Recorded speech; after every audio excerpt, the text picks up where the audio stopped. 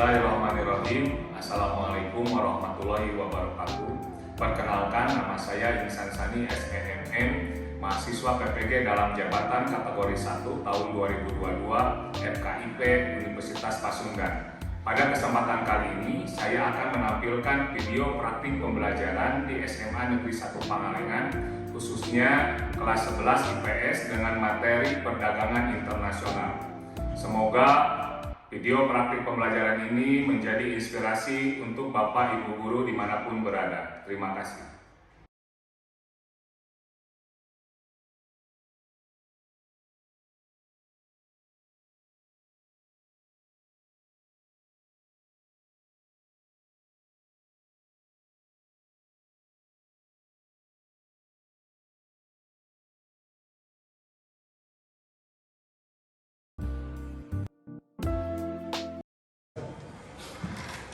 Assalamualaikum. Waalaikumsalam.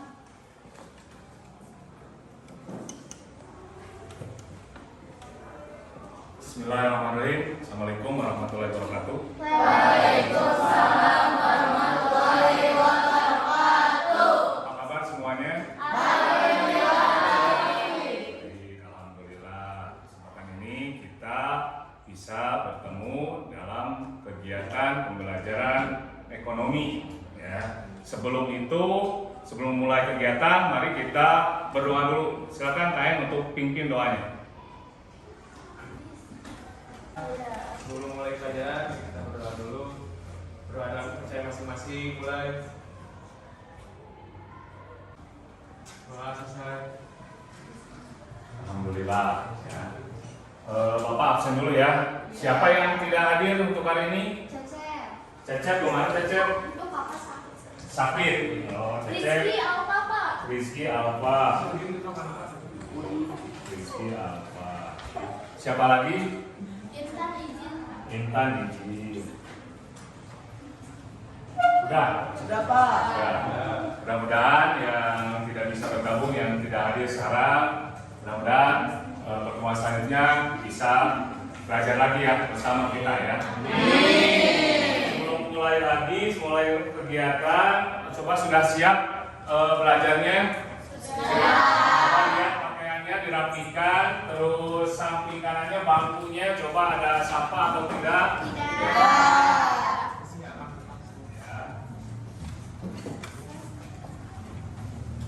Jadi sebelum melangkah ke pembelajaran selanjutnya, Bapak kembali dulu ke materi sebelumnya, yaitu tentang kerjasama internasional. Setelah terjadinya kerjasama internasional, langkah selanjutnya para negara itu melakukan perdagangan Internasional. Nah, gitu ya. Sebelum ke materi selanjutnya, kita ada motivasi dulu ya. Kita lihat video di sini.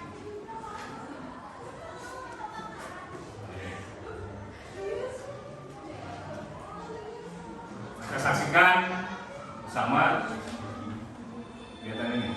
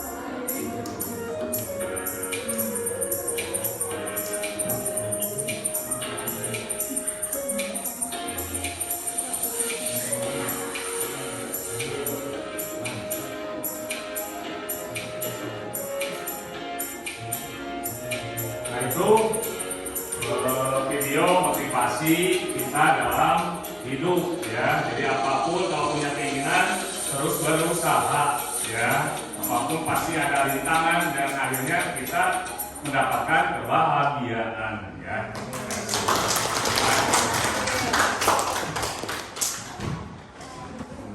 Barusan kita semua sudah melihat tentang motivasi. Nah, sekarang masuk ke pembelajaran. Jadi di pembelajaran hari ini kita akan membahas tentang perdagangan internasional. Ya. Sebelum masuk ke materi, jadi Bapak akan membacakan kompetensi intinya. Jadi kenapa kita harus belajar tentang perdagangan internasional? Untuk kompetensi inti yaitu untuk KI 1 dan KI 2, yaitu menghayati dan mengamalkan ajaran agama yang dianutnya, menghayati dan mengamalkan perilaku jujur, disiplin, santun, peduli, gotong royong, kerjasama, toleran, dan damai, bertanggung jawab, responsif, dan proaktif dalam berinteraksi secara efektif sesuai dengan perkembangan anak di lingkungan keluarga, sekolah, masyarakat, dan lingkungan alam sekitar, bangsa dan negara, kawasan regional dan kawasan internasional. Itu untuk kompetensi inti 1 dan 2.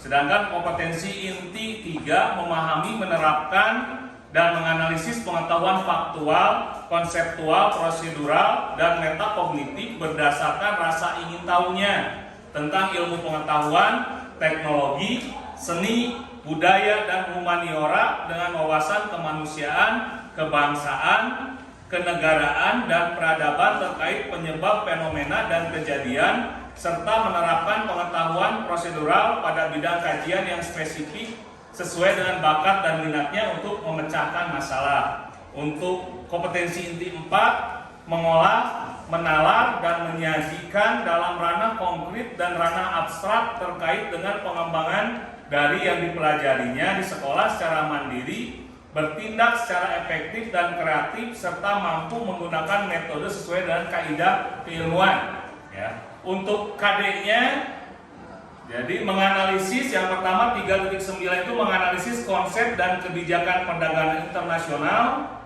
Nanti kita belajar mendeskripsikan pengertian, tujuan dan manfaat perdagangan internasional, terus mengidentifikasi faktor pendorong dan penghambat perdagangan internasional, menganalisis teori keunggulan perdagangan internasional, menelaah keuntungan dan kerugian perdagangan dan alat pembayaran internasional, menganalisis kebijakan perdagangan internasional. Itu untuk kompetensi dasar menganalisis konsep dan kebijakan perdagangan internasional.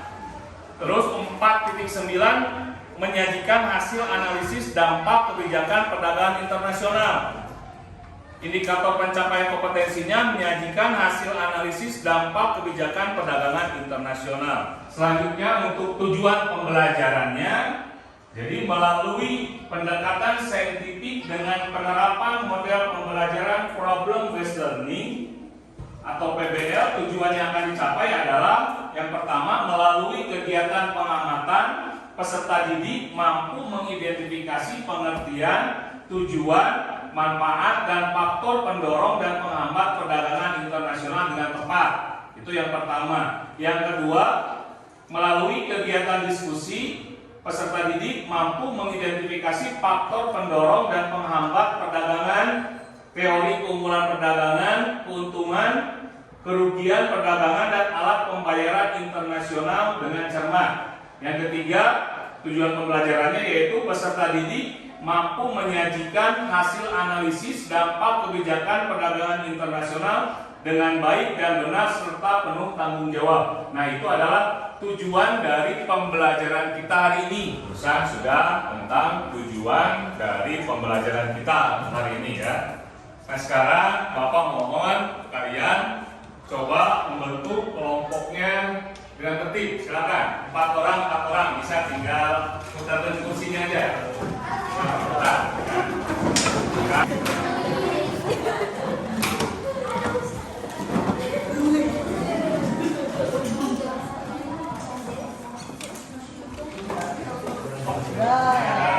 Bagikan untuk kalau KPD-nya, tempat kerja pada didiknya.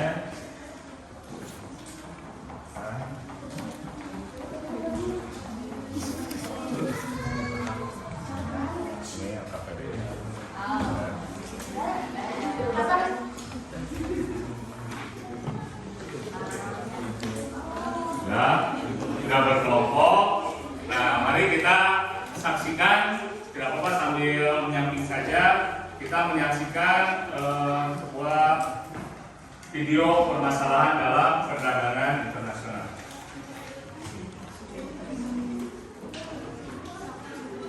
Potensi resesi yang menghantui Indonesia disebabkan berdasarkan survei terbaru, kemungkinan Indonesia untuk mengalami resesi ekonomi ialah sebesar 3%. Lantas dengan adanya sejumlah negara yang berpotensi untuk mengalami resesi ekonomi seperti Sri Lanka, Selandia Baru, Jepang maupun Cina, akankah berdampak terhadap kegiatan ekonomi Indonesia seperti ekspor maupun impor? Untuk mengetahui lebih lanjut, kami akan berbincang bersama Direktur Utama sekaligus pelaksana tugas Direktur Komersial dan Pengembangan Bisnis PT Perindo IPC TPK, David P. Sirait.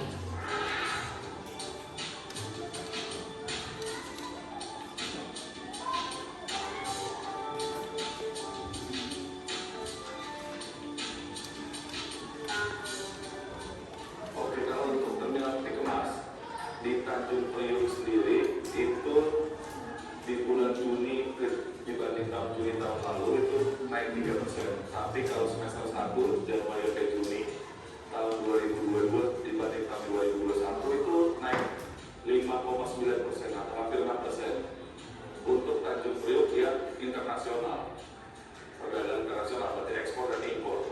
Kalau untuk domestiknya sendiri, ini kan di Tanjung Priok ada 2 domestik dan internasional. Kalau domestiknya sendiri itu kenaikannya 3% dibanding tahun lalu. Jadi internasional lebih atraktif dibanding domestik untuk kenaikannya.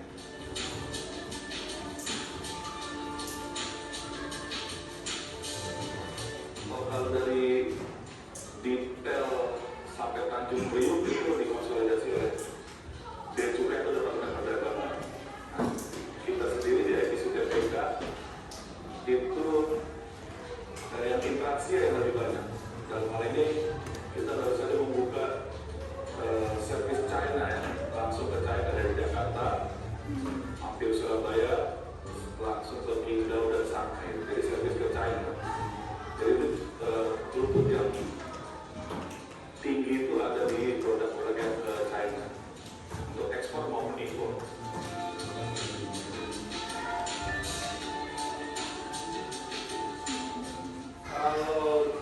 Barusan video tentang perdagangan internasional dan segala masalah yang terjadi ya.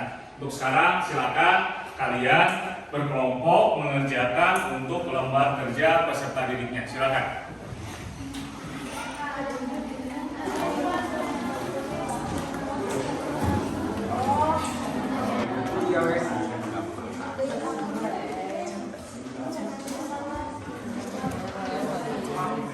Ini kamu mau bagian yang mana? Cuma ini bagian bagian. Sudah kalau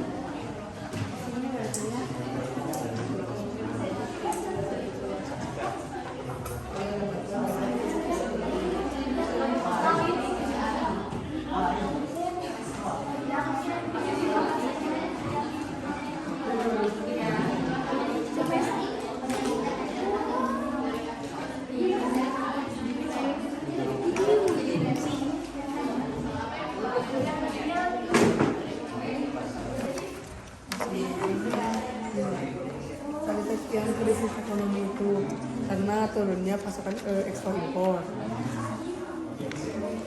Jadi masalahnya resesi ekspor impor di Indonesia yang terdampak dari krisis global. Tulis.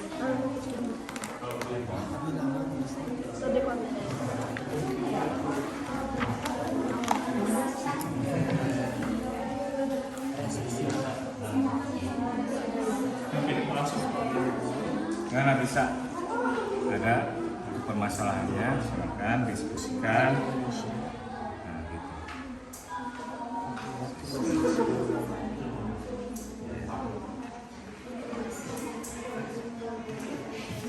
Bisa mencari di media internet juga bisa. Pak, terima kasih Pak. Gimana? Sudah diskusinya? Sudah. Masalahnya, nah sekarang per kelompok ya menyajikan ide dan permasalahan yang sudah kalian diskusikan. Silakan untuk kelompok dulu yang pertama, silakan. Untuk kelompok gendis, kelompok 4, silakan ke depan.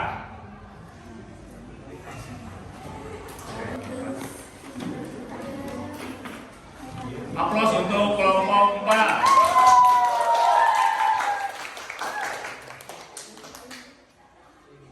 Silakan dimulai untuk. Baik, bismillahirrahmanirrahim. Assalamualaikum warahmatullahi wabarakatuh. Waalaikumsalam warahmatullahi wabarakatuh. Selamat pagi teman-teman. Berdirinya kami di sini untuk mempresentasikan mengenai hasil diskusi kami dari artikel permasalahan yang telah ditampilkan. Baik, untuk permasalahan mengenai masalah penyebab serta solusinya akan disampaikan oleh teman-teman saya. Resesi yang terjadi di Indonesia merupakan sebuah masalah yang berdampak pada ekspor impor di Indonesia yang diakibatkan oleh krisis global. Dan adapun penyebabnya, Yang pertama, tidak stabilnya kondisi politik dan keamanan suatu negara. Yang kedua, perbedaan mata uang antar negara. Dan yang ketiga, tidak stabilnya kurs mata uang asing. Dan yang terakhir ada solusinya, yaitu meningkatkan devisa negara sebagai alternatif penyimpanan negara. Sudah? Tepuk tangan untuk kelompok 4. Terima kasih. Silakan untuk duduk kembali. Sekian presentasi dari kelompok kami. Mohon maaf bila ada kesalahan. Wassalamualaikum warahmatullahi wabarakatuh. Waalaikumsalam. Silakan.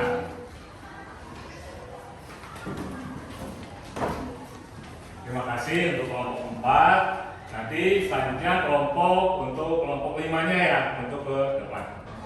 Jadi kesimpulan dari permasalahan tentang resesi ekspor impor di Indonesia akibat krisis global itu yaitu meningkatkan devisa negara sebagai alternatif penyimpanan dari suatu negara. Ya, jadi meningkatkan dari segi pendapatannya untuk menghasilkan devisa negara.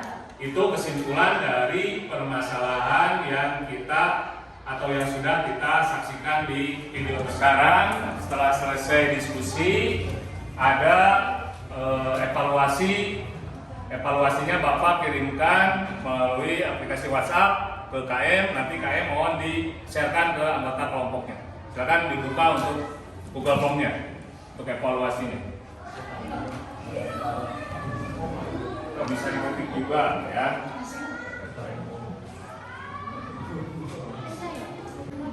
Buka.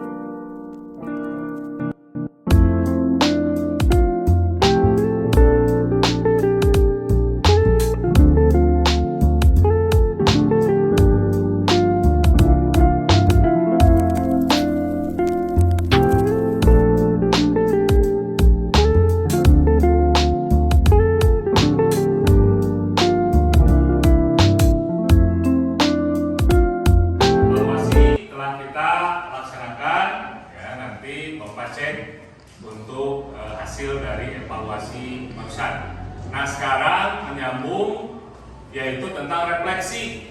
Jadi bagaimana perasaan kalian setelah mengikuti pelajaran barusan? Coba diwakili oleh siapa? Silakan bisa berdiri. Silakan, terima kasih Aulia. Perkenalkan, nama saya Aulia Kurniasih Cahyati. Jadi untuk refleksi kegiatan pembelajaran hari ini tentunya sangat menyenangkan ya Pak, karena kita bisa bekerja sama dengan teman-teman, berdiskusi, dan melalui LKPD juga kita jadi banyak sharing dan dengan teman-teman. Oke, sekian refleksinya. Terima kasih Bapak atas pembelajarannya. Alhamdulillah pembelajaran hari ini sudah selesai. Terima kasih atas perhatiannya. Semoga kita selalu sehat dan panjang umur. Mari kita tutup pembelajaran selesai. Mari untuk mengakhiri kegiatan berdoa menurut agama dan keyakinannya masing-masing. Dipersilakan untuk berdoa.